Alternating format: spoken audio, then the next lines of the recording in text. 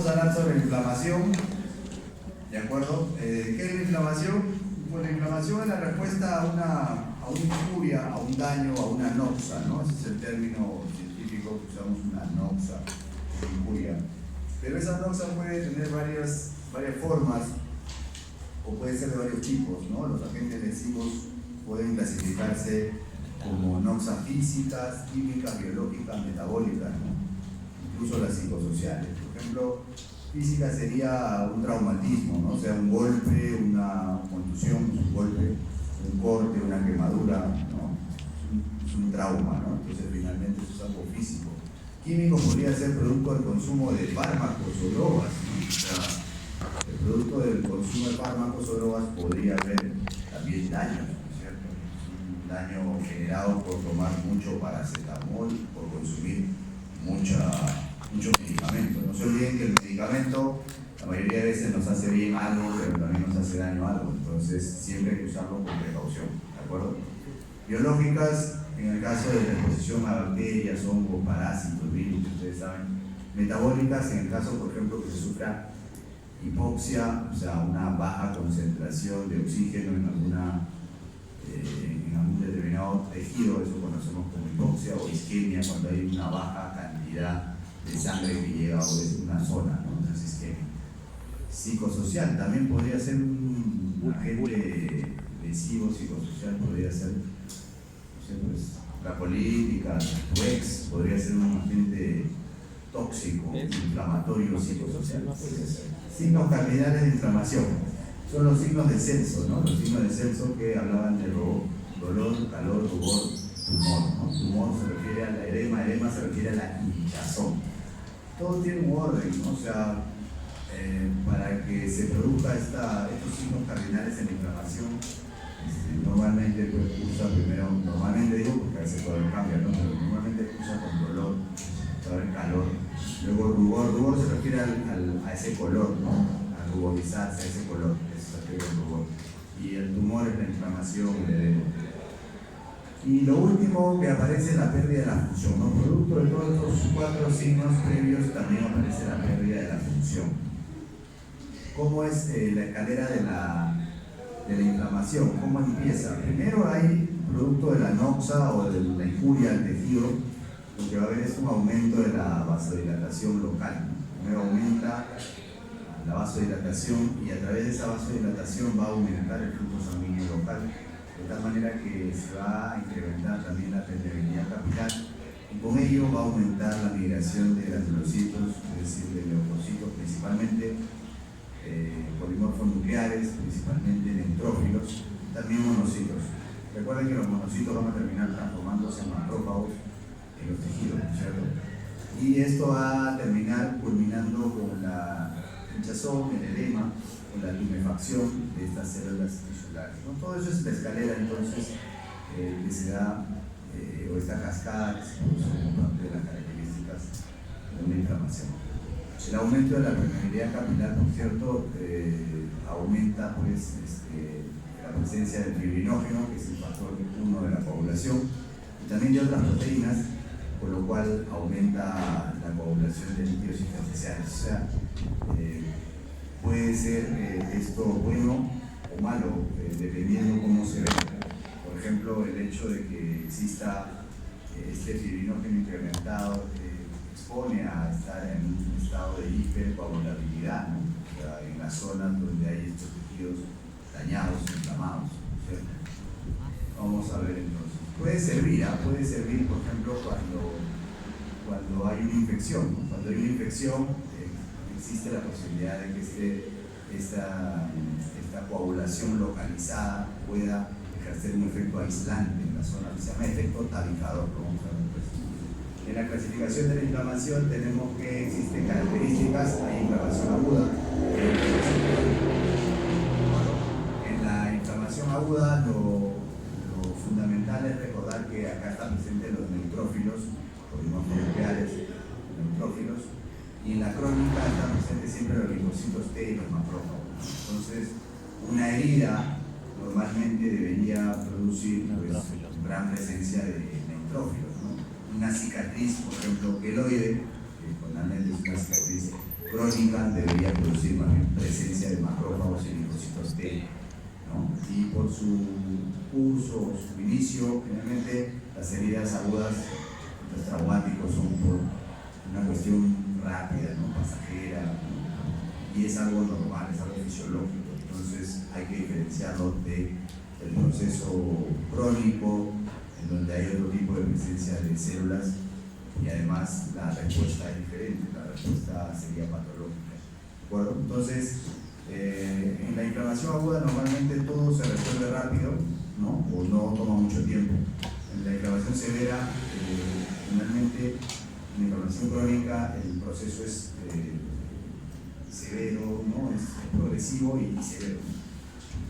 A ver, el efecto talicador se refería a lo que estábamos comentando, se refería a que normalmente esta salida de líquido producto de la vasodilatación local, lo que va a hacer es que aumente la presencia del fibrinógeno y otras proteínas relacionadas con la coagulación. ¿Para qué? Para que se dé el aislamiento de la zona inflamada, ¿no? Y este aislamiento permite justamente que también se aísle bacterias, se aísle pues, todo el proceso inflamatorio y infeccioso local, ¿no es cierto? Es importante porque retrasa la diseminación de estas bacterias por estos productos tóxicos, estas toxinas en la zona. Hay que diferenciar el tipo de bacteria que va a ser la que ataca, por ejemplo, los estafilococos. Recuerden que el germen más común de la piel es el estafilococo dorado, ¿no? El estafilococo aureus.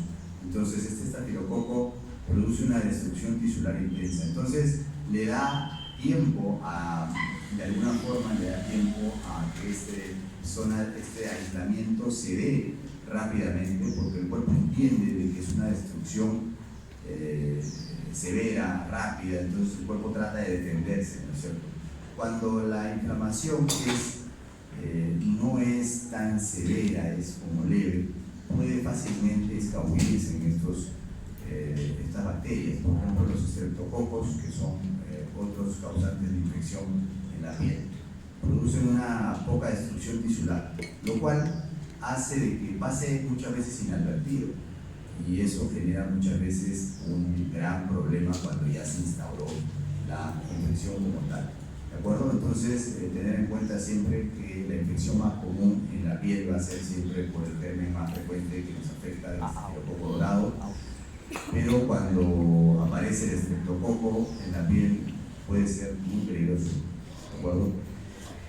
¿Cómo es la respuesta en la inflamación? ¿Cómo actúan los neutrófilos y macrófagos en la inflamación? Hay varias líneas de defensa. La primera línea de defensa siempre está dada por los macrófagos tisulares activados, ¿no? O sea, son los monocitos que han estado en la circulación y que han pasado a residir en algún tejido, y son estos los que finalmente están en contacto con la misma lesión, o sea, van a tener la actividad. Entonces, en minutos la acción es de los macrófagos tisulares, pero la segunda línea de defensa es propia de los neutrófilos, ¿no? Los neutrófilos más o menos en una hora van a aproximarse a la zona, ¿no? Y estos están guiados, básicamente van a secretar factor de necrosis tumoral e interleuquina 1, ¿de acuerdo? Cuando hay inflamación intensa, los neutrófilos aumentar drásticamente, o sea, tanto pueden aumentar, ustedes pueden ver que puede pasar de 5.000 hasta 25.000, por ejemplo, neutrófilos por microlitro, ¿no? Y esto gracias a la gran reserva que tenemos de glóbulos rojos en la médula ósea, ¿no? Se puede movilizar fácilmente el pool de reserva. La tercera línea de defensa está dada por los monocitos a partir de las 8 horas de producido la inflamación, ¿no? Esto va a hacer que estos monocitos de la sangre pasen a convertirse en los tejidos con el tejido inflamado como macrófago.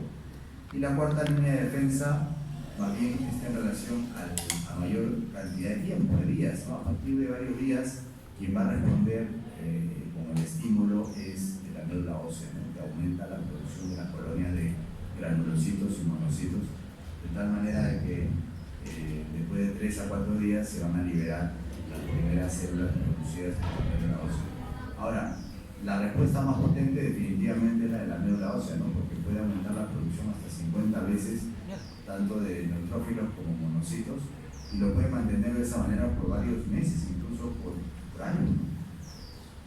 ¿Cómo se da este tema de la migración de los neutrófilos en la sangre en tejidos inflamados? Pues si ustedes ven en un tejido inflamado, por ejemplo, como el que se muestra en este vaso sanguíneo, hay aumento de la permeabilidad capilar, y por ese aumento de la permeabilidad capilar se separan las uniones que hay entre célula endotelial y célula endotelial, y de esa manera el neutrófilo va a poder escabullirse por esa zona. Pero primero lo que se requiere es que el endotelio exponga un receptor, ¿no? Una proteína que se conoce como selectina, y esta selectina se une a un receptor del neutrófilo.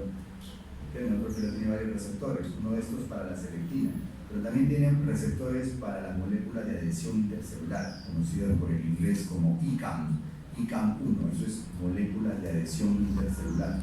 Entonces se unen y luego de esto va a producirse el rodamiento, ¿no? La diapéresis de este neutrófilo, que se va a dirigir hacia las sustancias quimiotácticas o las citocinas, citoquinas en la zona del tejido inflamado, ¿de acuerdo? Entonces, ese proceso de migración se da en estos pasos y se debe justamente a que el leucocito, el neutrófilo, tiene justamente varios receptores en su membrana y también tiene una gran atracción por estas sustancias quimiotácticas, ¿no? Son producto de la degradación, habíamos dicho. Ahora, en la inflamación hay una célula que va a cumplir una función fundamental, que es el macrófago activado, que va a tener la función de fagocitar, ¿no? El detrito celular o los desechos de los productos inflamados, o sea, va a ayudar a ingerir bacterias si es que es necesario, pero además es importante porque va a estimular a otras células, por ejemplo las células endoteliales, los fibroblastos, los linfocitos. Este mismo macrófago activado secreta factor de necrosis tumoral, por sus siglas en inglés TNF, o interleuquina 1, o por sus siglas IL-1. Estas estimulan estas células, ¿no? Para que produzcan a su vez factores estimulantes de colonia de granulocitos, monocitos, y además estos factores a su vez estimulan la médula ósea. Además, el mismo macrófago activado puede directamente, con estos factores que hemos mencionado, estimular directamente a la médula ósea. ¿Para qué? Para producir granulocitos o monocitos macrófagos, ¿no es cierto? Es importante tener en cuenta esto. Ahora, existe también en el arsenal de medicamentos que usamos en la práctica clínica, existen algunos medicamentos que se pueden usar para estimular la producción de colonias de granulocitos y es perfectamente utilizado, ¿no? Por ejemplo, filgrastim es un factor estimulante de colonias de granulocitos y se usa en pacientes con neutropenia, ¿no? Pacientes que tienen neutropenia, entonces reciben este fármaco para poder estimular, dar un estímulo adicional a la médula ósea para que pueda producir o aumentar la producción. ¿De acuerdo? Muy bien, formación de pus. La pus o el pus se compone de varias cosas, entre ellas bacterias muertas, neutrófilos, macrófagos también muertos, tejido necrótico que ha sido degradado previamente, ¿no? Líquido tisular, todo esto se acumula en una cavidad, ¿no? Y en el sitio inflamatorio. Acá se ve, por ejemplo, la imagen de un paciente que está sufriendo una infección del folículo piloso del ojo, ¿no? Eso se conoce como orzuelo. El orzuelo es una infección del folículo piloso. No hay que confundirlo con el chalacio, ¿no? El chalacio es una inflamación de las glándulas del meibomio, que, como ustedes sabrán por anatomía, son parte de la conformación de las glándulas que tenemos en el párpado para aumentar la película de lubricación de la lágrima, ¿no es cierto? La lágrima tiene parte de agua, pero también a esa lágrima, para que no se evapore, se le pone un poco de grasita. ¿Quién le pone esa grasita? Las glándulas de meibomio, las glándulas de Seyss, las glándulas de Moll, ¿no es cierto? De tal manera que esa agüita que está en la lágrima no se va a evaporar fácilmente por la presencia de la grasa, ¿de acuerdo? Entonces, en el caso de la pus, es un producto de la degradación e inflamación. Muchas veces se solucionan con en el caso con compresas de agua fría, de agua tibia, perdón, para tratar de que se solucione el problema. A veces hay que drenarlo, ¿no? Se hace un pequeño piquete y se drena. Y el uso de antibióticos es importante también para disminuir esto. ¿De acuerdo? Muy bien, entonces vamos a hablar ahora sobre el sistema de complemento, radicales libres de oxígeno y el óxido nítrico. A ver, el sistema de complemento, ¿qué cosa es? El complemento es un sistema de varias proteínas, más o menos unas 20 proteínas, cuya función principal es eliminar patógenos de la circulación.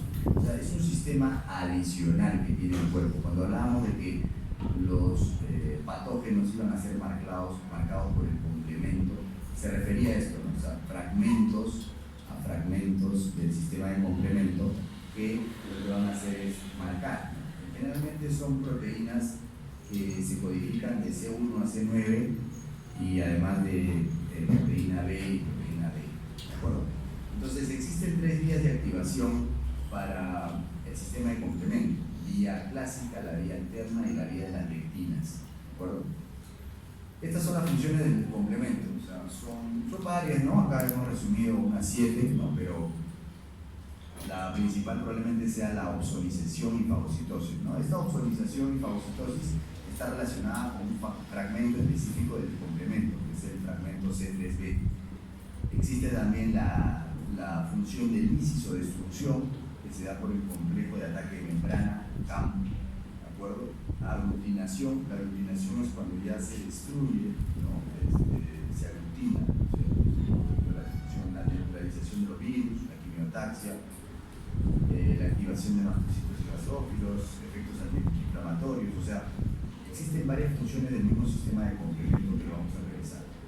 Veamos entonces cómo es que se activa. Habíamos dicho que hay 3 vías: la vía clásica, la vía alterna y la vía de las lectinas, ¿de acuerdo? La diferencia está en cómo se inicia. El inicio es diferente. Por ejemplo, en la vía clásica, el inicio se da gracias a los inmunocomplejos, ¿de acuerdo? Los inmunocomplejos se refiere a la unión del antígeno con el anticuerpo, ¿no? Eso es un inmunocomplejo. Y normalmente cuando esto pasa, este inmunocomplejo va a producir o desencadenar la activación del complemento mediante la vía clásica, ¿de acuerdo? Sin embargo, en el caso de la vía de las lectinas, la unión de estas lectinas, que a veces hay la presencia en algunos de la superficie de algunos patógenos, ¿no? Va a producir justamente que se dé la activación, ¿de acuerdo? En el caso de la vía alterna, es más bien producto de la superficie de los patógenos que exponen un carbohidrato especial en su membrana, ¿no? Y lo vamos a ver. En todos los casos, el objetivo final es la destrucción de los patógenos, la ozonización, el reclutamiento de células inflamatorias. Todos comparten un objetivo final. A ver, vamos a ver entonces cómo es la cascada de activación de la vía clásica del complemento, ¿de acuerdo? Parece un poco difícil, pero en realidad lo importante de acá es saber algunas cosas, ¿no? No es necesario memorizarse todo. Necesitamos saber que el complejo antígeno-anticuerpo, es decir, el inmunocomplejo, va a activar la cascada, ¿no? Este inmunocomplejo activa la cascada, entonces va a convertir a C1 en C1 activado. Cuando ven que tiene arriba un sombrerito, eso es activado, ¿no es cierto? Y este C1 empieza igualmente a activar, este C1 activado empieza a activar el resto de la cascada, ¿de acuerdo? ¿Qué es lo importante? Recordar estas cosas que están a la derecha, ¿no? O sea, el fragmento C3b activado es el responsable de la opsonización de las bacterias, ¿no es cierto? ¿Qué quiere decir? Este fragmento C3b hace de que la bacteria sea más sabrosa para el macrófago, ¿no? Le echa su sal y su pimienta y en el macrófago, y qué rico, ¿no? Entonces, ayuda de esa manera, ¿no? Le da el condimento para que pueda actuar de manera efectiva el macrófago. Entonces, ideal para la opsonización de las bacterias. ¿Qué fragmento? C3b. Luego, hay otro fragmento que es el C5a, que está relacionado con la quimiotaxia de los leucocitos. Habíamos dicho que los leucocitos en general tienen una atracción por sustancias quimiotácticas, ¿no? O hacia unas fuentes de quimiotaxia. Estas fuentes de quimiotaxia son productos de desecho, ¿no? Productos de la inflamación que no le llama la atención a la mayoría de las células, ¿no? Porque es algo que no es producto del cuerpo, pero que sí le llama la atención a nuestro sistema de defensa, ¿no? Le llama la atención justamente a los neutrófilos, y esto se mueve gracias a que hay esta quimiotaxia debido a este factor adicional que es el fragmento C5A. ¿De acuerdo? Tanto el C4A como el C3A, el C5A también tienen que ver con la activación de linfocitos y basófilos. Y finalmente, recuerden pues que hay un complejo lítico o complejo de ataque membrana que está traducido en esa cantidad de números, se le parece un número de celular, ¿no? Pero así es, C5B, 6, 7, 8, 9. Todo esto ahí es el complejo de ataque membrana. El objetivo es destruir las células, ¿no? Las células patógenas. ¿De acuerdo? Muy bien. Vamos a ver qué pasa con la activación de la vía alterna del complemento. En la vía alterna del complemento tenemos que todo empieza por la endotoxina que está presente en la pared celular bacteriana.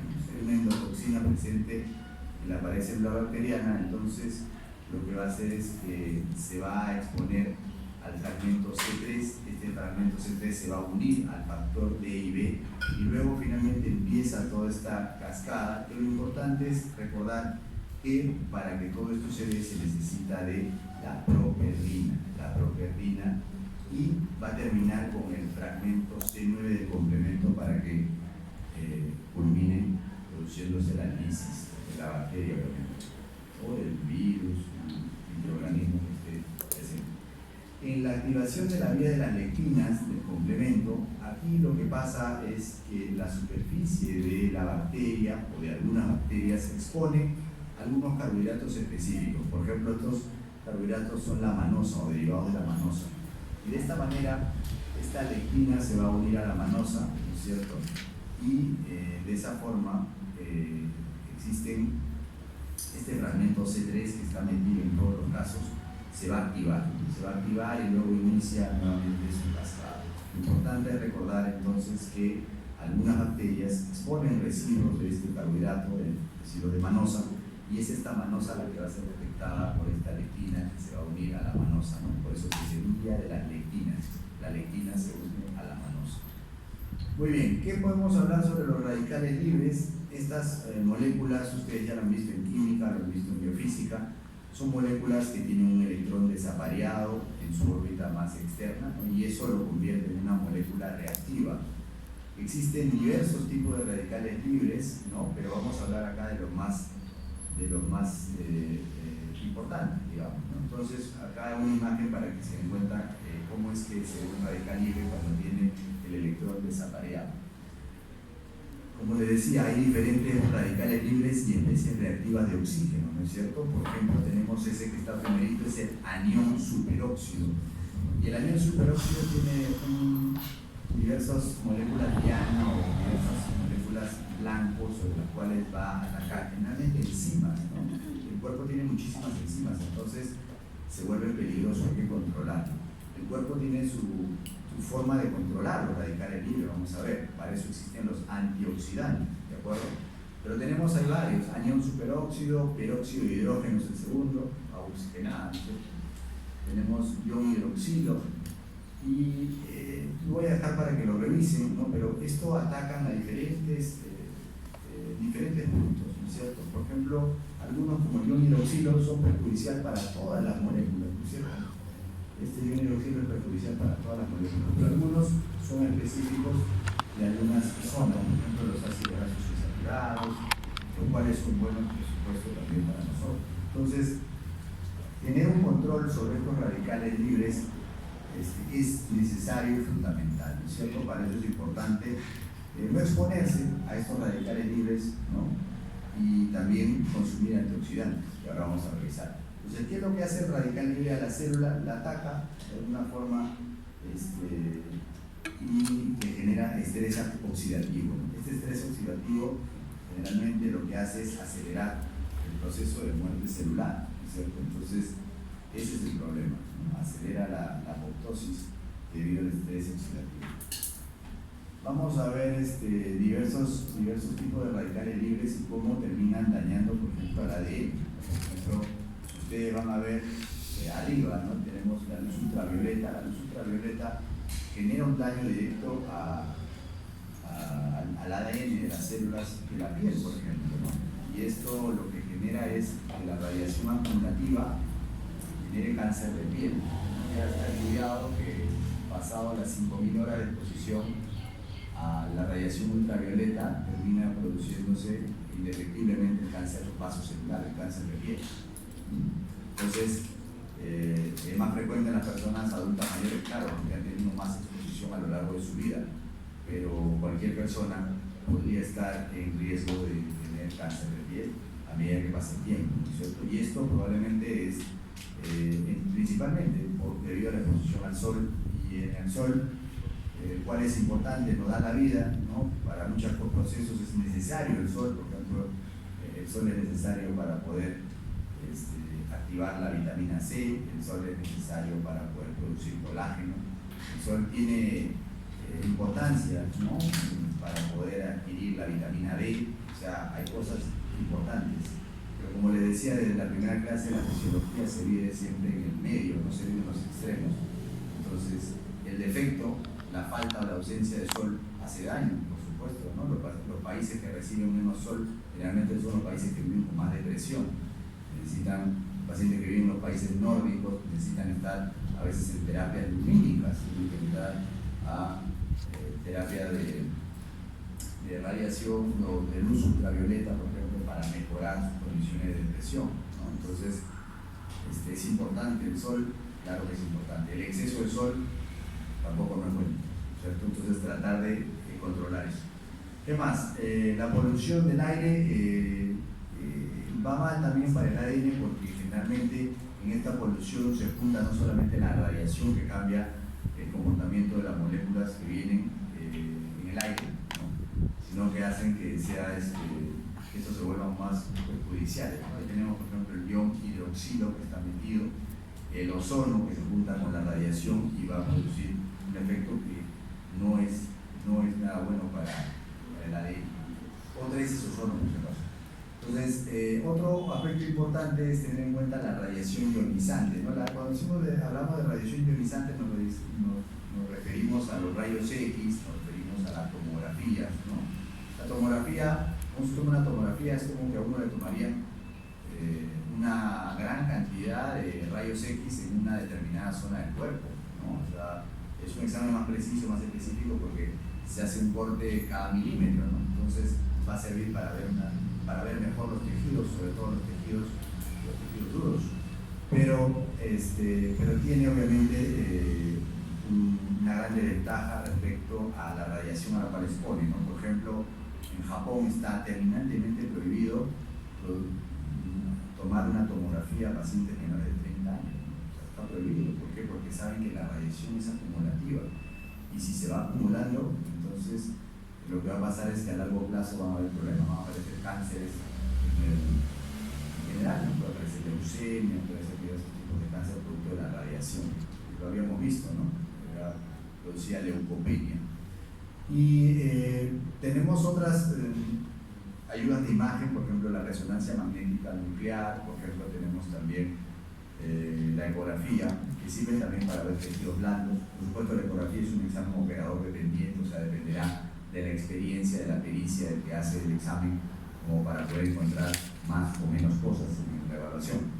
Pero la resonancia es un examen muy bueno que ve tejidos blandos, ¿no? A veces supera a los otros exámenes. Lo importante es saber indicarlo y no indicar por indicar, ¿no?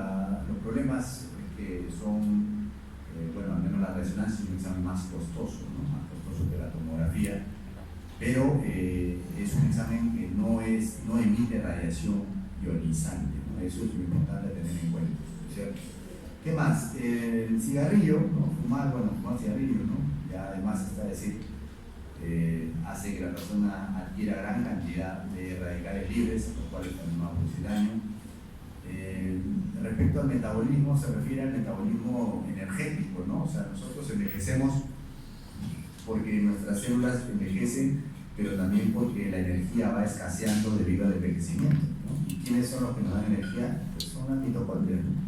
Entonces, si estas mitocondrias envejecen, entonces el metabolismo también se hace más lento para poder depurar a estos radicales libres, ¿cierto? Correcto. ¿Qué más? La inflamación. La inflamación es un proceso que es natural, fisiológico. Si es agudo y si bien manejado, el cuerpo lo va a poder tolerar de manera, va a ser de hecho algo positivo para el cuerpo. Pero la inflamación crónica no. La inflamación crónica puede degenerar las células afectadas y puede terminar produciendo cáncer, ¿no? Por ejemplo, un ejemplo clásico es la bacteria Helicobacter pylori, que produce gastritis crónica, ¿no? Y cuando hay infección por Helicobacter pylori de manera crónica, pues esta gastritis crónica a largo plazo termina produciendo cáncer de estómago, adenocarcinoma gástrico. Entonces, ya se ha visto esa relación, ¿no? Infección crónica por Helicobacter pylori y adenocarcinoma gástrico, ¿no? Entonces, tener en cuenta esto, porque puede haber este tipo de problemas producto de la inflamación crónica. Igual pasa, por ejemplo, con el proceso de cicatrización, que es normal, ¿no? Que debería durar más o menos un año. Si este proceso se perenniza en el tiempo sobre una cicatrización crónica, ¿no? Y termina produciendo una cicatriz de tipo hipertrófica o queloide, entonces también genera daño. Muy bien, entonces, ¿de qué se trata los antioxidantes? Justamente de donar ese electrón que le falta al radical libre para estabilizarlo, ¿no? Esos son los antioxidantes. Y hay diversos tipos de antioxidantes. Aquellos que son enzimáticos, ¿no? Como por ejemplo la catalasa, son enzimas, ¿no? La catalasa, la superóxido dismutasa, el sistema glutatión, GPDH, glucosa 6-fosfato deshidrogenasa. Tenemos la NADPH. Tenemos no enzimáticos también, por ejemplo, como los tocoferoles, o sea, la vitamina E, la vitamina C, que es el ácido ascórbico, el ácido tióptico, los carotenos, que están en aquellos productos que están bien pigmentados, como la zanahoria, por ejemplo, ¿no? El camote, o enzima Q, flavonoides, que también tienen un efecto antiinflamatorio muy bueno. Entonces, en este caso tenemos que tener en cuenta de que hay productos naturales que van a ayudar a que exista estos efectos antioxidantes, ¿no? Por ejemplo, el consumo de vitamina C de los cítricos, ¿no? De todos los cítricos, siempre recordamos que una fruta que tenemos en nuestra Amazonía, que es el camu camu, tiene gran cantidad de vitamina C, ¿no? Una gran cantidad de vitamina C, incluso más que la naranja, más que el limón, ¿cierto? Entonces, tengamos en cuenta estos productos que tienen buena cantidad de vitamina C. La vitamina E y el ácido tióptico también son importantes para este sistema antioxidante, así como los carotenos y demás. Muy bien, vamos a seguir avanzando. Vamos a hablar ahora sobre el óxido nítrico.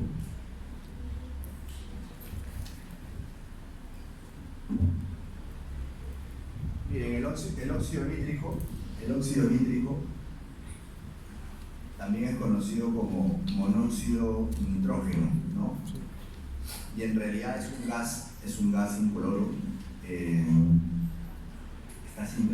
Está sintetizado por la óxido nítrico sintetasa o sintasa, lo mismo, ¿de acuerdo? Cada vez que ven asa es una enzima.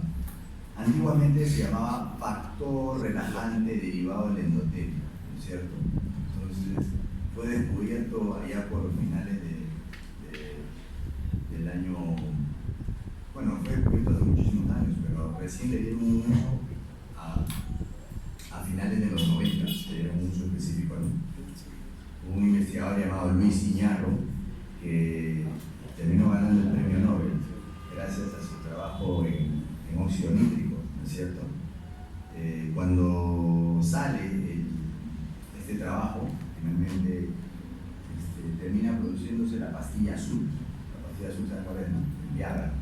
El sildenafilo. Nunca fue creado para su objetivo secundario, digamos, que ahora lo usan para la disfunción eréctil, ¿no? Siempre fue creado con el hecho de que se pueda tratar la hipertensión pulmonar. ¿no? Pero debido a que producía esta vasodilatación arterial periférica, entonces producía justamente también una mejora en la función eréctil, ¿no? Y finalmente termina usando. Pero el precursor es este, o sea, la idea termina siendo del óxido nítrico. Este óxido nítrico, entonces, lo que va a hacer es que el aminoácido arginina, en verdad, la L-arginina, L viene porque es levoarginina, ¿no es cierto? O sea, ustedes han visto en biofísica que las moléculas se van a clasificar de acuerdo a la presentación que se muestra a través del prisma de Nicholl, ¿no? Y en el prisma de Nicholl lo que van a ver es que puede ser que algunas moléculas sean dextrógiras y otras moléculas sean levógiras. Dextrógiras si están hacia la derecha, levógiras si están hacia la izquierda, ¿de acuerdo? Entonces en este caso sería L-arginina. Esta L-arginina se va a convertir en N-citrulina gracias a la enzima óxido nítrico sintasa, y esto va a producir finalmente el óxido nítrico. Entonces el precursor es la arginina de alguna manera, ¿no? O la L-arginina. ¿Y dónde está esta L-arginina?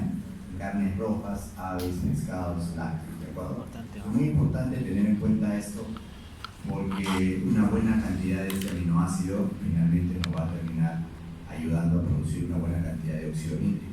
¿Y por qué es importante? Porque este óxido nítrico produce vasodilatación. La vasodilatación es buena para bajar, por ejemplo, la presión arterial, es buena para hacer de que las células se comuniquen de una mejor forma, se relaja el endotelio de tal manera que se va a dilatar, y esto va a permitir que llegue mayor cantidad de sangre en algunas zonas que son necesarias. Vamos a ver cómo funciona el óxido nítrico. Se dice que también puede funcionar como un neurotransmisor, ¿no? En las neuronas, por ejemplo, se requiere de óxido nítrico para que se pueda liberar el calcio, ¿no? Y de esta manera se pueda comunicar. Entonces va a estar mediado, o va a estar mediando la liberación de los neurotransmisores, ¿no? ¿Qué neurotransmisores? Es acetilcolina, por ejemplo, ¿no? Gracias a esto va a hacer que el calcio pueda cumplir esta función también. El calcio siempre está metido no solamente en la contracción muscular, sino también en los procesos neuronales. Van a ver ustedes, se usa para muchas cosas el calcio, no piensan que solamente para la contracción, pero no es así. En las células endoteliales, el óxido nítrico lo que va a hacer es justamente que se relaje este músculo liso, ¿no?, del endotelio, y que justamente produzca la vasodilatación. ¿De acuerdo? Eso es cuando hablamos de óxido nítrico sintasa. La enzima puede tener una forma constitutiva o puede tener una forma inducida. Constitutiva quiere decir que forma parte de nosotros de manera natural.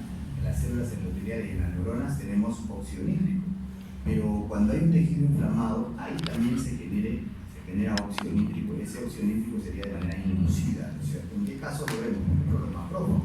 Los macrófagos usan este óxido nítrico para destruir a los microorganismos, ¿no es cierto? O sea, el óxido nítrico va a servir a que se produzca esta dilatación, por ejemplo, en la pared o en la membrana celular de sus bacterias, y de esa manera aumenta los poros celulares o el ingreso de otros iones o cationes que finalmente van a producir la lisis de esta bacteria. Entonces, los efectos del óxido nítrico son diversos en varios de los aparatos y sistemas del cuerpo. Por ejemplo, a nivel neurológico cumple una función como neurotransmisor, les había dicho.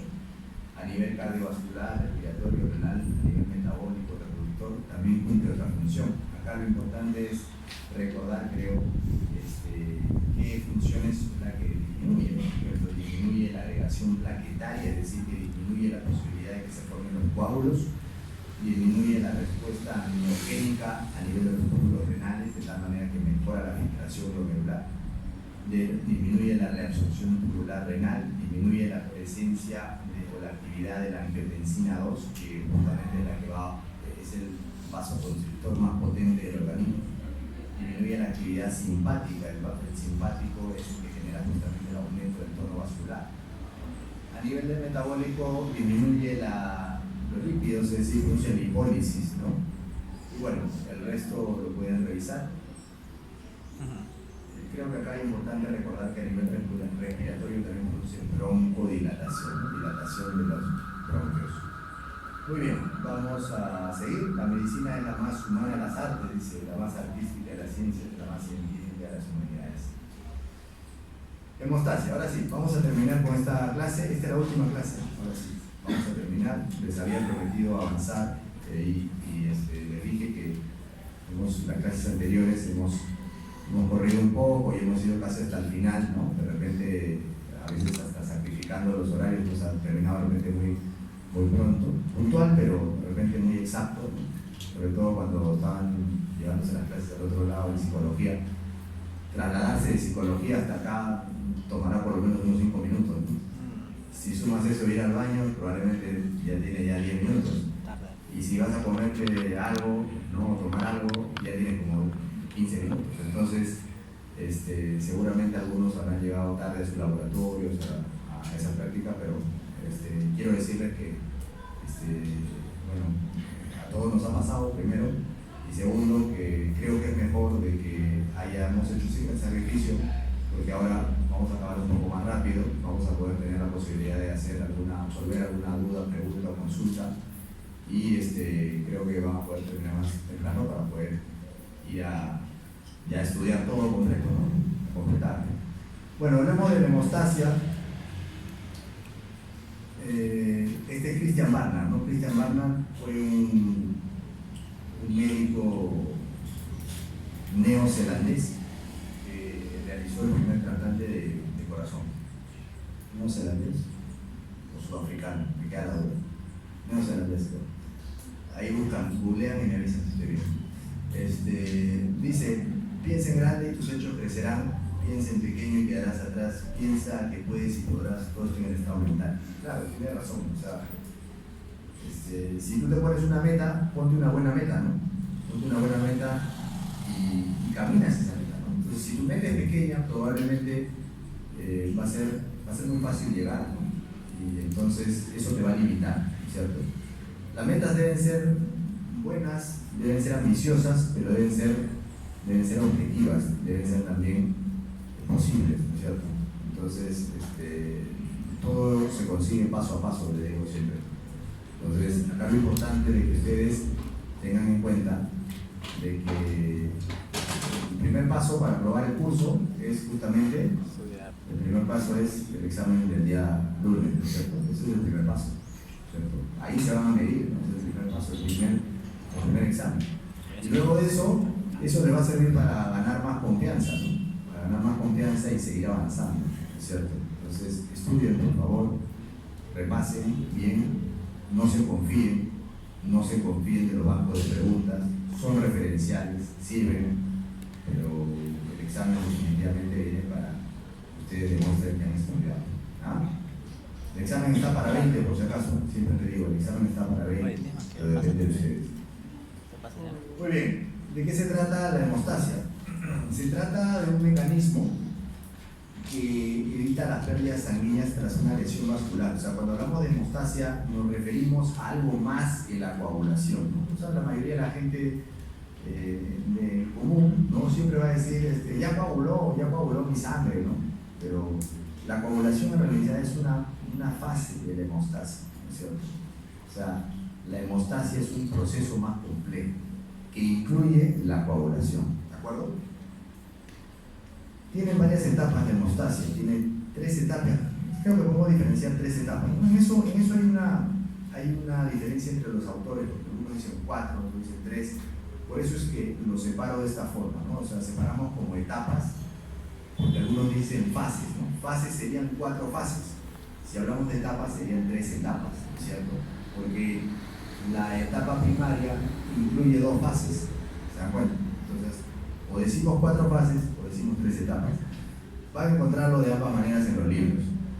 En la primera etapa, sería la primaria, ¿no es cierto? Hablamos de una fase celular, que dura más o menos 3 a 5 minutos. En ese tiempo se producen a su vez dos fases, dos procesos, digamos, ¿no? Uno que es la vasoconstricción,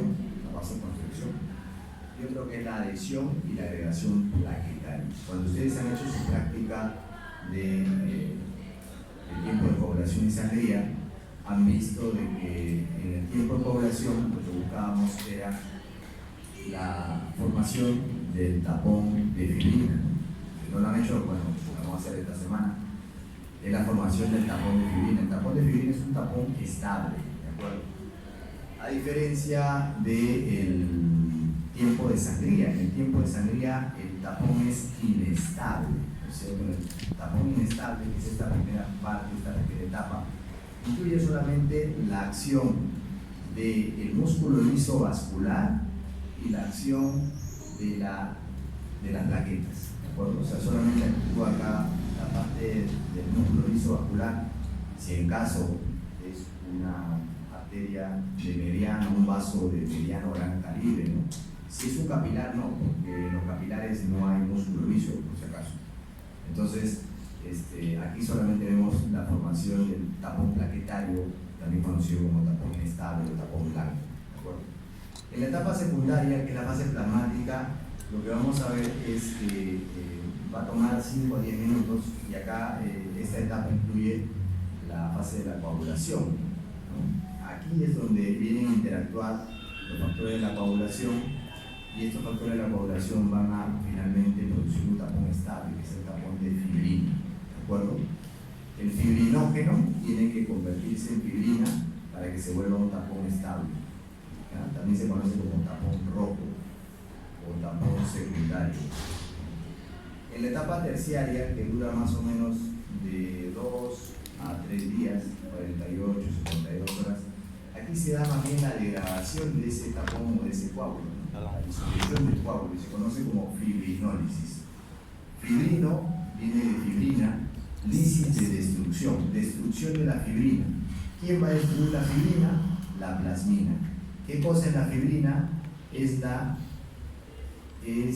proteína que ha cambiado de nombre. Es el fibrinógeno, es el factor de la coagulación 1, que es el fibrinógeno, que ha pasado a fibrina. Para que pase a fibrina necesita de una enzima que es la trombina. Eso lo vamos a ver, ¿de acuerdo? Muy bien, repasemos entonces. En la fase vascular, hablando de hemostasia primaria, en la fase vascular tenemos 3 mecanismos para la vasoconstricción. La vasoconstricción es el espasmo vascular que tiene el vaso sanguíneo para poder defenderse mecánicamente del sangrado, ¿de acuerdo? Entonces vamos a ver un pequeño corte en el dorso de la mano. Lo primero que va a haber, si es una lesión profunda, lo que va a haber es una vasoconstricción de los vasos sanguíneos por efecto directo del estímulo del músculo del vaso sanguíneo, ¿de acuerdo? Eso es un mecanismo miógeno. Mio viene de músculo, geno de génesis, ¿no? Quiere decir que es inicial o dependiente del músculo. ¿Y de qué músculo estamos hablando? Del músculo liso, que es el que recubre los vasos sanguíneos, el músculo liso. Luego es un mecanismo nervioso, porque no se olviden que alrededor de los vasos sanguíneos, alrededor de las arterias especialmente, discurre el sistema nervioso simpático. Ese sistema nervioso simpático lo que hace es justamente también mediar esta vasoconstricción, ya que el sistema nervioso simpático trabaja con un neurotransmisor, o dos neurotransmisores principalmente, ¿no? Adrenalina y noradrenalina, o epinefrina y norepinefrina, ¿no es cierto? Estos neurotransmisores van a actuar sobre los receptores alfa 1 para producir vasoconstricción, de tal manera que se va a producir la vasoconstricción producto de este estímulo, ¿de acuerdo? Finalmente hay un mecanismo humoral. El mecanismo humoral se refiere a las moléculas, hormonas o sustancias que van a generar, por ejemplo, este efecto, ¿no? Por ejemplo, juega a favor de la vasoconstricción la serotonina, la noradrenalina o norepinefrina, la adrenalina o epinefrina, la endotelina, el promoxano 2, esos están a favor de la vasoconstricción, ¿de acuerdo? Muy bien. ¿Cómo se da esta vasoconstricción o este espasmo vascular? Como ustedes están viendo, va a ser dependiente del tipo de sangrado, ¿no? O sea, porque, por ejemplo, en el pulpejo del dedo, ¿no? Vulgarmente llamado yema del dedo, en el pulpejo del dedo lo que hay es capilares, ¿no? Entonces, a ese nivel lo que se va a producir es un sangrado capilar, ¿no? Y el sangrado capilar tiene una característica diferente al sangrado venoso, ¿no es cierto? Los que han hecho la práctica se han dado cuenta. Cuando hemos hecho la práctica de microhematocrito, hemos hecho un maquete en el espejo del dedo y hemos visto cómo es el color de la sangre y también cómo es el color de la sangre venosa. El color de la sangre venosa tiene un color de vino tinto, en cambio el color de la sangre capilar es un color más claro y el color de la sangre arterial es un color de rojo brillante, ¿no? Rojo rutilante, dicen los libros. ¿Y hay diferencias? Claro que sí, porque a nivel arterial las arterias manejan presiones, en cambio las venas no manejan presiones. Las venas son vasos de capacitancia, es decir, donde se guarda volumen de sangre, ¿cierto? Es decir, por ejemplo, si un paciente va a la emergencia y le transfunden suero fisiológico, por alguna razón, esperemos que no sea ese suero malo, ¿no? Le transfunden suero fisiológico, ¿qué es lo que creen que va a pasar? ¿Dónde se va a encontrar la mayor cantidad de la sangre? ¿Dónde se va a encontrar? En las venas. En las venas, porque son vasos de capacitancia, ¿no? En cambio, en las arterias, no. En las arterias son vasos que manejan presiones, ¿de acuerdo? Entonces, un sangrado arterial es totalmente diferente a un sangrado venoso, ¿no es cierto? Por eso es que en la práctica nosotros tomamos sangre de la vena. No va a pasar nada. Todo alguien que tenga un problema de coagulación, ¿no? Se aprieta un rato, más tiempo, 10 minutos, 15 minutos y ya, ¿no? Va a pasar. Pero si tomamos sangre de muestra arterial, hay que tener otros cuidados adicionales, ¿cierto? No puedo picar por picar, tengo que tener otros cuidados adicionales también. Entonces, desde ahora les voy diciendo, ¿no? Tener en cuenta esto. Y el sangrado va a depender justamente de ello, ¿cierto? Entonces, en la emergencia, si tenemos pacientes con sangrado, ¿qué tenemos que hacer? Atender justamente a los pacientes que tengan este sangrado. Puede ser que haya un paciente que tenga un solo corte, pero que ese corte haya comprometido una arteria, la arteria radial, la arteria cubital. A ese tenemos que atender primero. Puede haber uno que se haya cortado ambas muñecas, ¿no? Ambos lados de la muñeca se metió como 10 cortes, intento de suicidio. Puede esperar, ¿de acuerdo? Le ponen su compresa de gasa y a esperar, a atender el otro, ¿de acuerdo? Muy bien, entonces, diferente el tipo de sangrado y obviamente la vasoconstricción será diferente. ¿Por qué? Porque no funciona igual a nivel capilar. Les había dicho que a nivel capilar no hay vasoconstricción. ¿Por qué? Porque no hay músculo liso. O sea, si no hay músculo liso en el capilar, ¿cómo va a haber vasoconstricción? No hay. ¿Ah? Un tema histológico. En las venas hay músculo liso, sí, pero es muy débil, muy pobre, ¿no? Muy pequeño, ¿cierto? No necesita tampoco tanto porque pues, el sangrado no es tan profuso debido a que la presión no es muy alta, ¿no? Ahora, a nivel arterial sí, ¿no? Y de hecho ustedes han llevado anatomía. ¿Ustedes han llevado anatomía presencial o virtual? Presencial, ¿no? Ya, entonces han tocado las arterias, ¿no? Como la arteria tiene una conformación, una estructura diferente a la de la vena, ¿no? La vena está completamente aplanada, ¿no? Si le pasa líquido, aumenta su volumen, pero si no, se ve aplanada, ¿no? Y se toca la textura diferente. ¿Cómo se siente la arteria? La arteria se siente resistente, se toca una estructura remitente, ¿no? Diferente. Muy bien, y acá vemos una imagen de cómo se ve pues todo nuestro sistema arterial y venoso, nuestro sistema vascular, cómo se puede ver a diferentes niveles, ¿no? Porque van a ver ustedes que a nivel capilar, como lo dije, no hay pues la presencia de, sea capilares venosos o arteriales, ¿no es cierto? No se van a presenciar el músculo liso, ¿no? Y a medida que va aumentando el grosor del vaso sanguíneo, sí va a pasar. Este mecanismo va a estar presente entonces en toda la economía, sí, a excepción de los capilares, pero no va a ser suficiente, ¿no? Siempre les pongo el ejemplo de los toreros, ¿no? Los toreros tienen mucho riesgo de lesión de los miembros inferiores, de los vasos sanguíneos de los miembros inferiores, ¿cierto? Muchos toreros han muerto justamente por lesión de la arteria femoral. Un torero muy conocido que murió allá por los años 80, Paquirri, se apellidaba Paquirri, y fallece con una cornada de toro. Entonces, fue tan famoso que hasta le pusieron nombre a uno de los triángulos anatómicos, un triángulo femoral o triángulo de Paquirri, decían. Por ahí discurre el van femoral. Y entonces, ¿qué es lo que pasa en las arterias de mediano o gran calibre? ¿Hacen vasoconstricción o no hacen vasoconstricción? Sí hacen vasoconstricción, pero esa vasoconstricción no es suficiente para solucionar el problema, no es suficiente. Entonces, una cornada de toro a ese nivel, ¿no?, requiere un tratamiento quirúrgico urgente, ¿no?, para salvar la vida, porque si no, la persona va a morir desangrada, ¿cierto? Si es más abajo, a buena hora, porque se hace un torniquete y se soluciona el problema, ¿no? Cuando ustedes han hecho la práctica, ¿no?, de tiempo de coagulación y sangría, había una experiencia adicional que era la experiencia del método de IBI, en el cual se pone un brazalete, un tensiómetro, se aumenta la presión con el brazalete y luego se realizan unos pequeños piquetes en el antebrazo, ¿no? Pero ustedes van viendo el cambio de coloración que hay, porque está haciendo una función de torniquete, ¿de acuerdo? Entonces, esto es importante porque el torniquete puede salvar la vida de manera, en una urgencia, en una emergencia puede servir, ¿no?, pero no puede estar por mucho tiempo, ¿no? Hay un promedio, más o menos de 2 horas. No se puede dar mucho tiempo de torniquete, porque si no se producen lesiones irreversibles también en esa zona.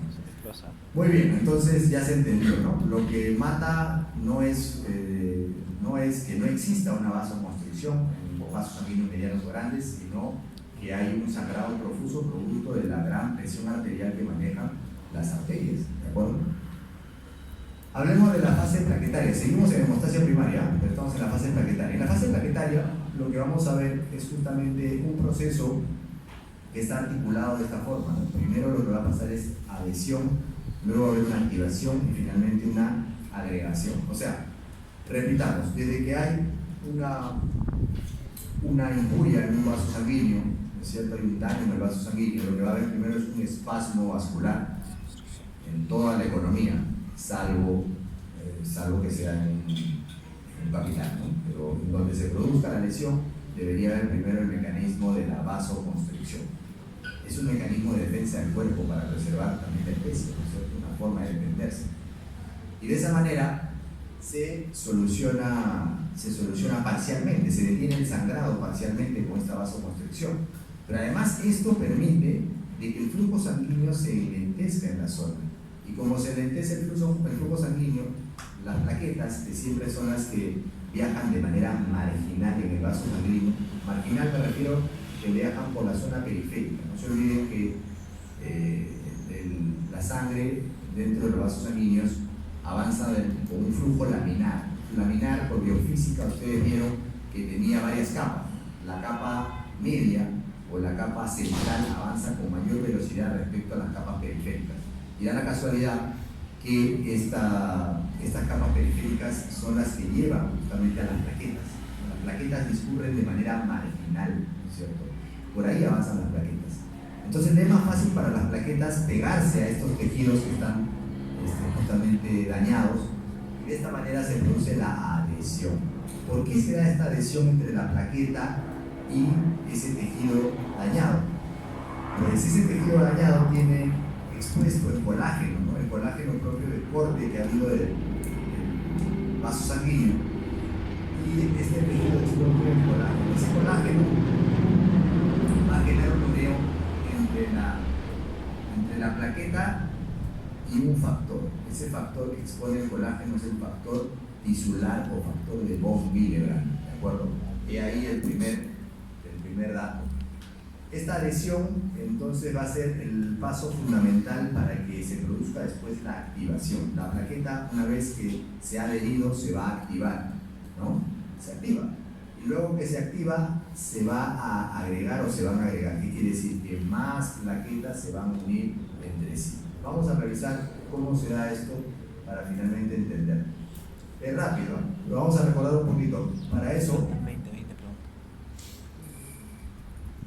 hablaremos primero sobre la trombopoiesis. En la hematopoiesis habíamos hablado que la formación de los elementos formes de la sangre, habíamos hablado de la leucopoiesis, de la eritropoiesis, ahora vamos a hablar de la trombopoiesis, ¿no es cierto? En la trombopoiesis se refiere que es la formación de los trombocitos o las plaquetas, y estos trombocitos o plaquetas se van a formar también de una célula madre mieloide que va a finalmente pasar por varias etapas hasta convertirse en un megacariocito. No se olviden que los blastos son las células jóvenes y el megacariocito es el precursor de las plaquetas, ¿de acuerdo? Este megacariocito es una célula muy grande que está dentro de la médula ósea y que en su afán por querer salir fuera de la médula ósea termina siendo seccionado en su citoplasma. Justamente las plaquetas son fragmentos de este megacariocito, o sea, son fragmentos de citoplasma del megacariocito. Entonces, por definición, no tienen núcleo y demás, ¿no? O sea, simplemente son fragmentos, ¿de acuerdo? Cada megacariocito puede producir más o menos hasta 4.000 plaquetas, y este proceso de trombopoiesis que se da en la médula ósea dura una semana, ¿de acuerdo? Requiere de trombopoietina, que es como si fuera eritropoietina, ¿no? Pero esta se produce en riñones y en el hígado. La eritropoietina principalmente en los riñones, también en el hígado, pero principalmente en los riñones. Muy bien. Les explicaba cómo este megacariocito, en su afán de querer salir fuera de la médula ósea a través de un vaso sanguíneo que pasaba por ahí, por ejemplo, ¿no? Emite pseudópodos, ¿no? Emite pseudópodos con su citoplasma, pero la presión en la sangre lo que hace es cortar al megacariocito, lo va cortando, lo va cortando, lo va cortando, y son estos cortes, estos fragmentos del citoplasma del megacariocito, y finalmente eso es, esas son las plaquetas, ¿no? Esas son las plaquetas. Entonces esta producción es realmente increíble, son 100 millones de plaquetas al día. La producción en el adulto humano, 100 millones de plaquetas al día. Pero cuando nosotros tomamos en sangre periférica, tomamos el valor de las plaquetas es de 150.000 a 450.000. ¿Dónde está el resto de los millones para llegar a esa cantidad?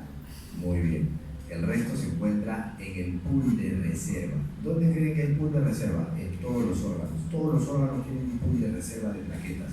¿Para qué? Para que si reciben alguna injuria directa rápidamente puedan actuar. No está esperando avisarle a la médula ósea para que no, ya rápidamente puede actuar. Ahí está el pool de reserva en cada órgano, ¿de acuerdo? Y esta producción es tan importante y tan interesante que puede llegar a incrementarse hasta 20 veces la producción. Dentro de las plaquetas nos queda claro que no habría pues núcleo, porque son fragmentos de citoplasma, pero hay cosas bien interesantes. Por ejemplo, hay gránulos denso y gránulos alfa, ¿no? Estos son, creo, los más relevantes de las plaquetas, pero sin embargo podemos recordar que hay algunas cosas interesantes. Por ejemplo, la presencia de glucógeno, ¿no? Por ejemplo, tienen lisosomas, tiene mitocondrias, ¿no? Esto es importante para la estructura plaquetaria. Revisemos los gránulos densos y gránulos alfa. Dentro de los gránulos densos tenemos ADP, ATP, serotonina, GTP y calcio, ¿no es cierto? Importante recordar los densos para ya descartar los otros, ¿no? Si ya conoces uno, ya puedes saber los otros, ¿no? Entonces, al menos para el examen te va a servir así. Revisemos, ¿cómo se da este mecanismo de la hemostasia? Miren, el colágeno que estaba expuesto producto de la ruptura, de la injuria, ¿no? Va a exponer el factor de von Willebrand, ¿de acuerdo? Este factor de von Willebrand se va a unir a un receptor plaquetario, que es el GP1B. Se une el factor de von Willebrand al receptor plaquetario GP1B y se da de esta forma la adhesión plaquetaria, que sería el primer mecanismo en las plaquetas, ¿de acuerdo? Luego tenemos la activación. Esta activación se da gracias a que la misma plaqueta tiene productos que van a activar, ¿no? Tiene serotonina, adrenalina, tromboxano, endorfina, noradrenalina. Todo esto libera la misma plaqueta para activarse, ¿de acuerdo? Se activa la plaqueta y entonces ya se puede pasar a una siguiente fase. En esta activación lo que va a conseguir es cambiar su forma. A ese cambio de la forma se conoce como metamorfosis viscosa, ¿de acuerdo? Entonces, para que haya activación o para que el objetivo de la activación plaquetaria es finalmente culminar con este cambio de la conformación de la plaqueta, para que se puedan unir más plaquetas entre sí, ¿no es cierto? Esto se conoce como metamorfosis viscosa, y lo que hace es que la plaqueta emita como pseudópodos, como bracitos, para poder unirse al resto, ¿de acuerdo? Para poder generar facilitar la unión, ¿de acuerdo? ¿Qué va a hacer además? Va a hacer que se active otro receptor que está presente en la plaqueta, el receptor GP2B3A. GP porque es de una glucoproteína, GP de glucoproteína 2B3A. Va a sintetizar tromboxano, va a liberar subgránulos, va a tener una acción procoagulante en la membrana, y luego viene entonces el tema de la agregación. Para que se dé la agregación, entonces habíamos dicho que previamente se había dado la metamorfosis viscosa producto de la activación plaquetaria, pero además lo que queda claro es de que estas plaquetas se pueden unir entre sí a través de sus receptores. Ese receptor es, como ustedes ven en la pantalla, GP2B3A, pero alguien tiene que unirlo, entre sí tiene que haber un puente. Ese puente es el fibrinógeno. El fibrinógeno va a unir a las plaquetas a través de su receptor GP2B3A, ¿de acuerdo? El fibrinógeno, el cual es el factor de coagulación, ¿no? 1, el primer factor de la coagulación, que además es una proteína que se encuentra en el plasma, muy importante, ¿no es cierto? Porque sirve para muchas cosas, pero principalmente para el tema de la coagulación. Este fibrinógeno es el puente que va a unir estas plaquetas, ¿de acuerdo? Sin embargo, este puente, este fibrinógeno es una sustancia hidrosoluble, o sea, como fibrinógeno como tal no nos sirve, porque si es hidrosoluble y el plasma, su mayor cantidad de plasma es agua, entonces no va a servir, porque en cualquier momento se puede degradar. Entonces se tiene que convertir el fibrinógeno en otra proteína que sea insoluble. Esa proteína que es insoluble se llama fibrina. Muy bien, entonces, haciendo un recordaris, vemos ahí el colágeno que se expone en la célula de la célula endotelial, el factor de von Willebrand que se une al receptor plaquetario GP1B. Luego viene la activación, y luego de la activación se va a dar la agregación gracias al receptor GP2B3A de cada plaqueta y el fibrinógeno, ¿no es cierto? Muy bien. Ahora, ¿qué tiene que pasar para que este fibrinógeno se convierta en fibrina? Tiene que actuar otra enzima que se conoce como trombina. Entonces vamos a hablar de que el fibrinógeno es una proteína soluble, tiene que convertirse en una proteína insoluble. Para eso necesitamos una serie de enzimas que va a una enzima, un sustrato y un catalizador específicamente para que se convierta justamente el fibrinógeno en fibrina. ¿De acuerdo? ¿Cómo pasa esto? Vean ustedes, recordando, aquí por ejemplo en esta lámina en inglés creo que sí se entiende, ¿no? En la plaqueta, la que está en medio, hacia abajo vemos la superficie endotelial que está expuesta, está rota, ¿no? Entonces está el factor de von Willebrand, se une con el receptor GP1B.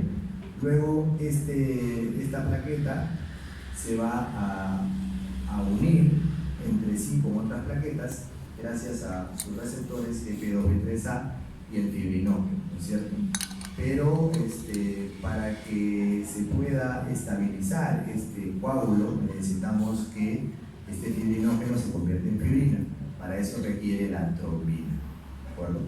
Ahora, para que aparezca la trombina no aparece de la nada, tiene que venir una serie de factores y tiene que empezar una cascada de la coagulación, ¿de acuerdo? Entonces la coagulación se compone de 3 vías, una vía intrínseca, una vía extrínseca y una vía común. ¿Qué es lo importante recordar acá?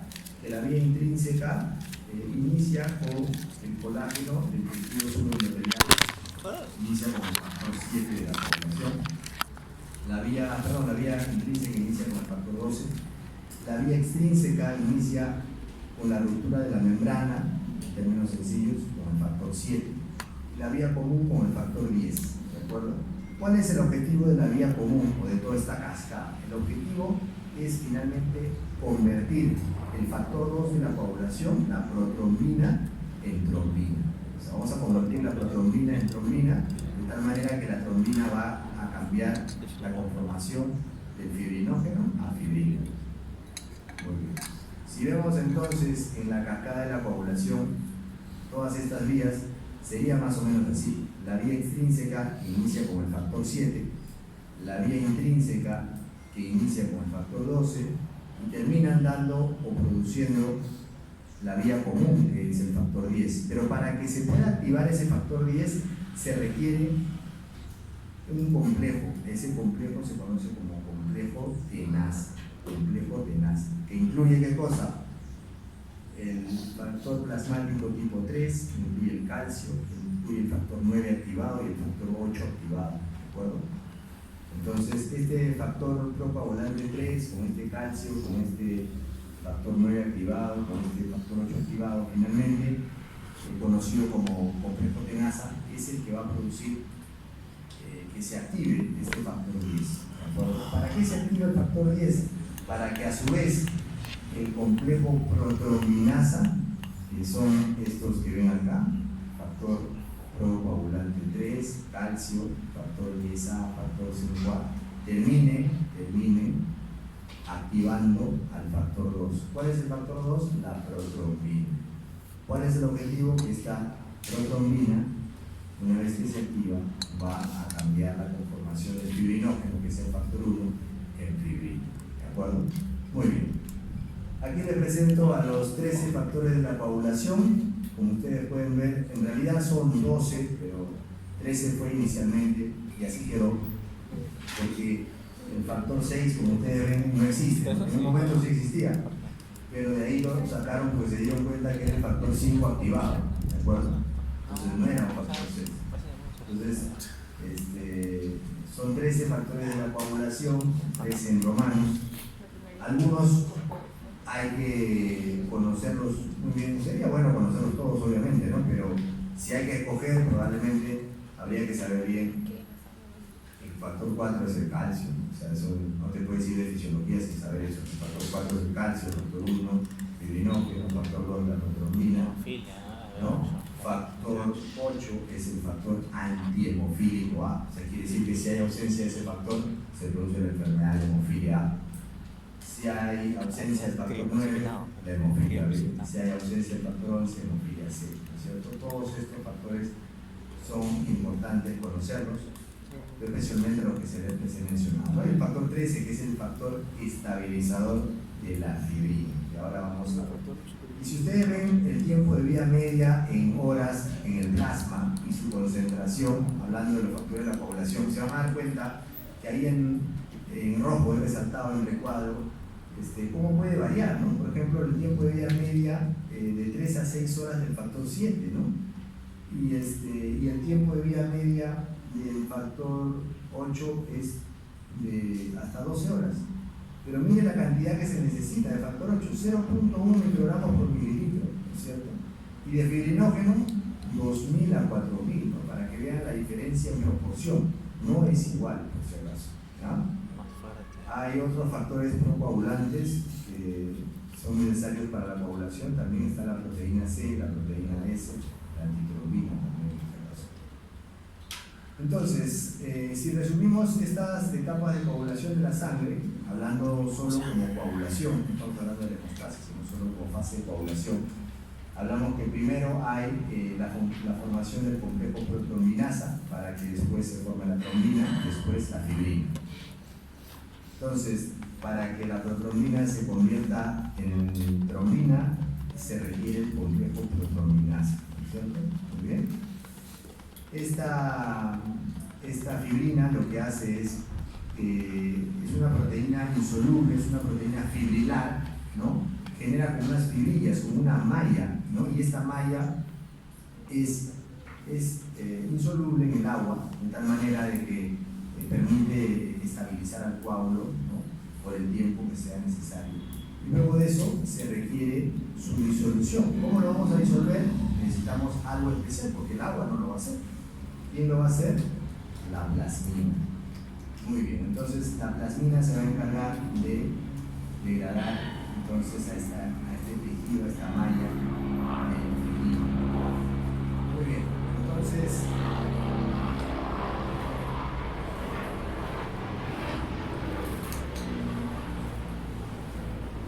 esta esta lámina es para recordarnos que existen, de todos esos factores que hemos mencionado, hay factores que son dependientes de la vitamina K, ¿de acuerdo?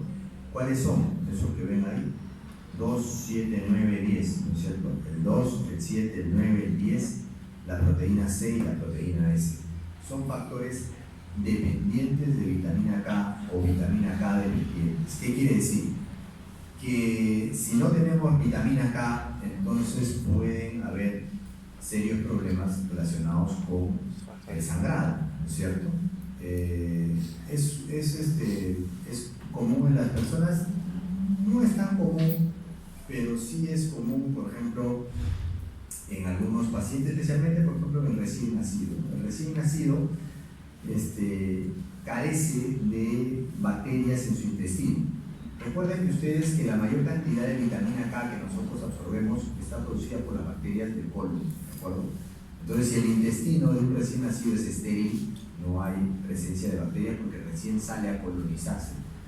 Podría haber sangrado. Hay una patología que se conoce como enfermedad hemorrágica del recién nacido. Para prevenir esta enfermedad hemorrágica del recién nacido, profilácticamente se le coloca vitamina K al recién nacido, ¿no? Intramuscular se coloca vitamina K. Es normal que eso pase como profilaxis, ¿de acuerdo? ¿Por qué? Justamente para impedir esto, ¿no?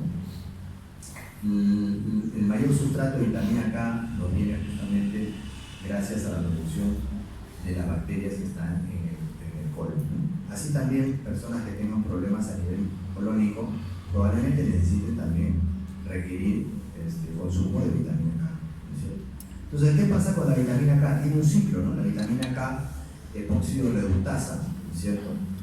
Es una enzima que lo que va a hacer es que la vitamina K, una vez que ha sido oxidada, va a carboxilarse o a descarboxilarse en un lugar.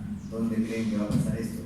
En el hígado, ¿no? Estos factores de la coagulación se van a producir en el hígado de tal manera de que van a servir. Entonces, ¿quiénes podrían tener problemas? Los recién nacidos, pero también podrían tener problemas los que sufren del hígado, ¿no? ¿Quiénes sufren del hígado? Los cirróticos, ¿no? Pacientes cirróticos entonces pueden tener problemas de sangrado justamente porque no va a cumplirse este proceso de descarboxilación. Probablemente puede ser que tenga bien la vitamina K, pero no tiene bien el hígado, entonces no hay quien haga esta función, ¿de acuerdo? Muy bien.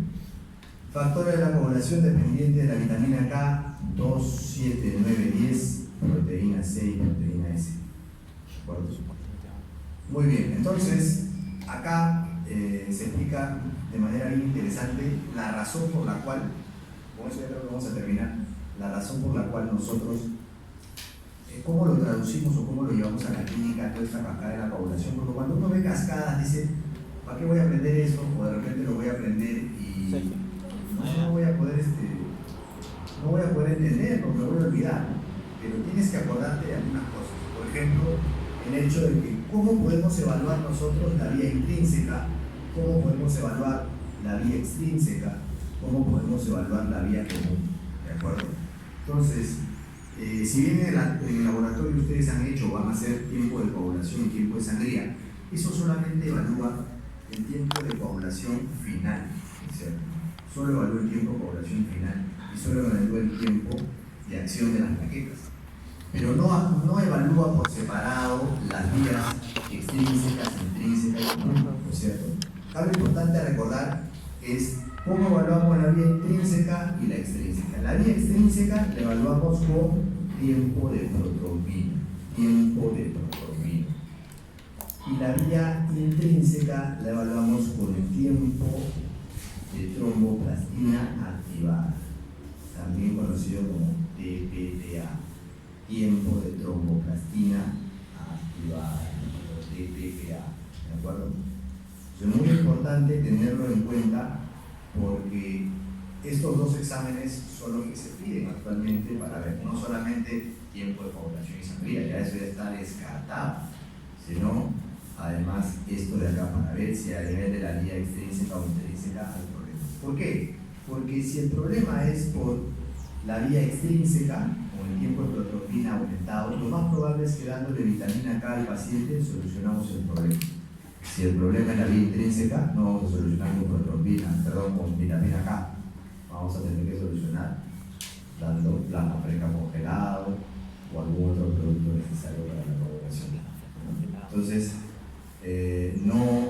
no estudien por estudiar, sino llevémoslo siempre a la unidad clínica, a la importancia clínica para que ustedes le hallen lo bonito, ¿no? Si no, se hace un poco difícil. Terminemos con la fibrinólisis. ¿Qué era la fibrinólisis? Lisis es la destrucción. ¿Destrucción de qué? De la fibrina, ¿no? Y la fibrina era justamente esa red estable del coágulo, o ese tapón estable del coágulo, ¿no? Y para esto tiene que funcionar esta enzima que es la plasmina, que deriva de quién? Del plasminógeno. Y este plasminógeno tiene que ser justamente activado por algo, ¿no? Hay un activador del plasminógeno tisular, que es ese TPA, activador del plasminógeno tisular, ¿no es cierto? Pero para que también funcione bien esta fibrinólisis y no se esté dando en el momento que no se deba dar, necesitamos también un inhibidor del plasminógeno tisular, ¿no es cierto? Entonces, tengamos en cuenta esto porque cuando ustedes hagan el internado, la práctica clínica en general, se van a dar cuenta que se usan diversos fármacos para manejar esto. ¿De acuerdo? Muy bien. Dice, el sentido común no es tan común, decía Voltaire. Y es cierto, ¿no? Cada vez que veo a los alumnos preguntas, y eso es lo que iba a preguntar. Y si no, nos veríamos el día lunes, ¿cierto? Para la evaluación. En el examen va a ser gran mayoría de casos clínicos. A ver, pregunta compañero, ¿en el examen van a ser casos clínicos o van a ser preguntas así, Monses, nomás para marcar? Van a ser casos clínicos. Nunca es todo, ¿no? Nunca es todo, pero la proporción es 80-20, ¿no? 80% casos clínicos y 20% preguntas libres. Todas las preguntas son para marcar. ¿No? Hay un pequeño enunciado. Cuando dicen caso clínico, o sea, en realidad no es un caso clínico, ¿no? ¿Cómo va a ser un caso clínico de 2 renglones?